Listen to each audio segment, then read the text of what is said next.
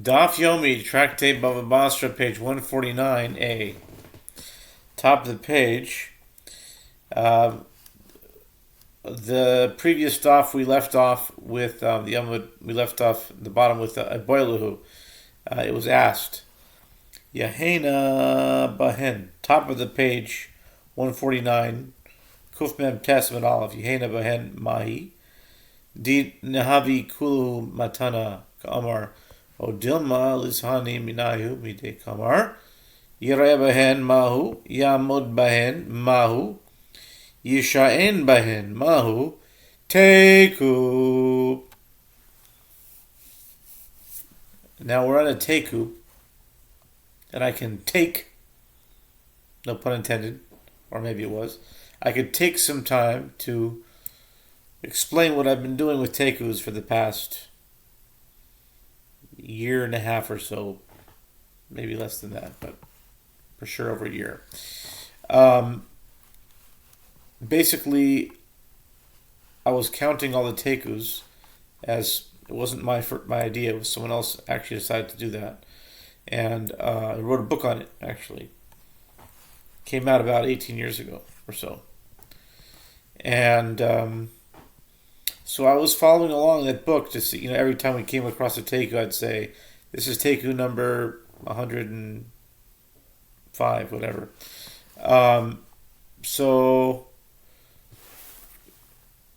This is teku. Now, if you think about teku, sometimes there'll be like a succession of questions. It'll be like, Iboilahu, this mahu, this mahu, this mahu. It'd be like mahu, what's the din? Like on a few different cases, and that's all considered one teku.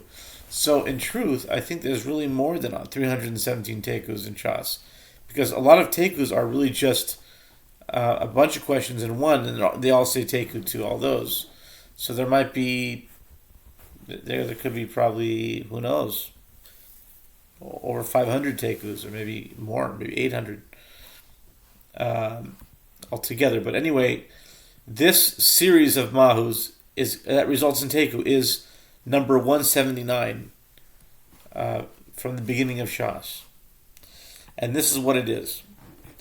If a person on his deathbed says, so-and-so shall benefit from my property, what is the halachah?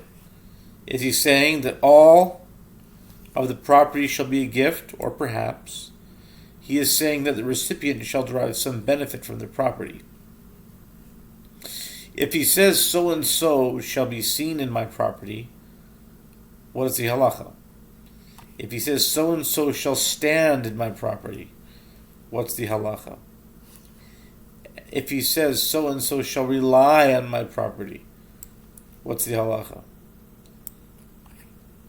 So someone's about to die and he says, this guy should stand in my property. What does that mean? This person,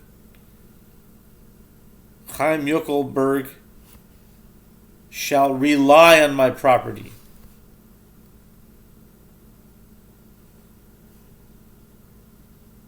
Moshe Joygus Bickel shall be seen in my property.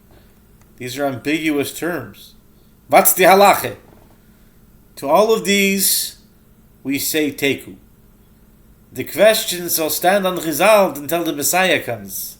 May it be soon and speedily in our day. Amen. That is the 179th teku. By the way, 179 is Gematria V'nahapachu. And by the way, V'nahapachu times 2 is Mashiach. Because 179 times 2 is Messiah. 358. It just is. Mashiach. Messiah in English is 74.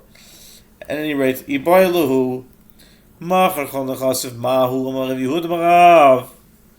Imam Nechoiziv, Zimran Marav, Yom Yehuda Marav. Imam al-Khoizel v'loi pligi. Hadi sanu lezuzi beinayu. Hadi pereinu b'choivoy. A dilemma was raised before the sages. If a person on his deathbed sold all his property, what's the halacha? Rabbi Yehuda says that Rav says if he recovers, he cannot retract the sale. And at times, Rabbi Yehuda said that Rav said if he recovers, he can retract the sale. And these statements do not disagree. This statement, that he can retract the sale, applies in the case where the dinars he received as payment are still extant, meaning in his possession. That statement, that he cannot retract the sale, applies in a case where he paid his debt with those dinars. What if he paid his debt with dinners? Like, meals. He paid his debt with dinners. Shahoida mahu. Toshima isul giura. Isul giura ha'elai. Tresal vizuze berove. Rav Mori berei oirosi sheloi b'kedusho. V'lei dos b'kedusho. Havoi. U'v'irav hava. A dilemma was raised before the sages. In the case of a person on his deathbed who admitted that he owed money to a certain person, where it was possible that he did not actually owe him money. What's halacha? Does his admission qualify as the gift of a person on his deathbed? The Gemara answers, come in here approved. As Isser the convert, Isur Giura, Isser the convert, Isser Schmelzer, Isser Giura. Do you know Isser Giura? 497. That came up tonight. 497 is a permutation of 974. Isur Giura.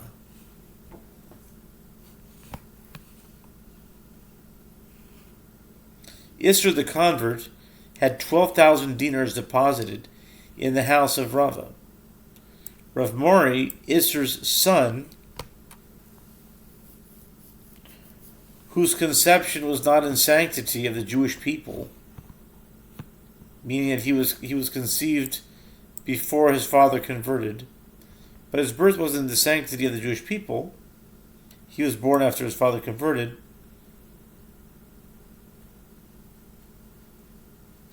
Was in a study hall elsewhere. I don't get it. If his mother is Jewish, then that's it. What's the problem? He was born after his father converted, was in a study hall elsewhere when his father was on his deathbed. Amar Rav Hechi Nikninu Rav Mori la Nizuzi.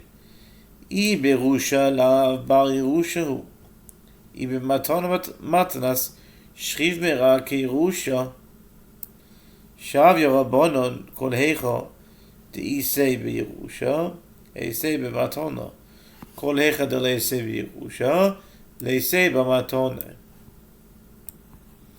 Rava reasoned that he would acquire possession of the deposit himself, as he said. How can Rav Mori acquire these dinars? If he attempts to acquire the money as inheritance, he is not fit to inherit from Isser.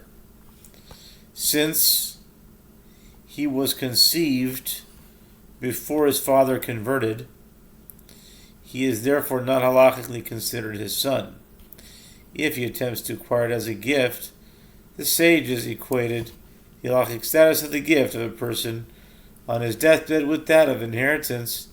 Therefore, anywhere that the property can be acquired as inheritance, it can also be acquired as a gift.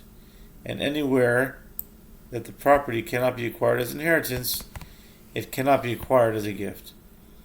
I b'mishicho lisnu gabe I bechalifin ein matbia nikne bechalipin I agav karka lesle ara I b'mamad shloshton I shalach li lo yazirno.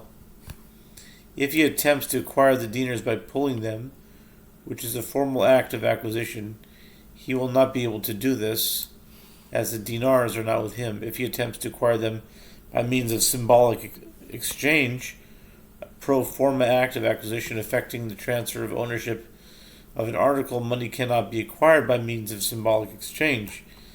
If he attempts to acquire them by means of the acquisition of land, Isur does not have any land.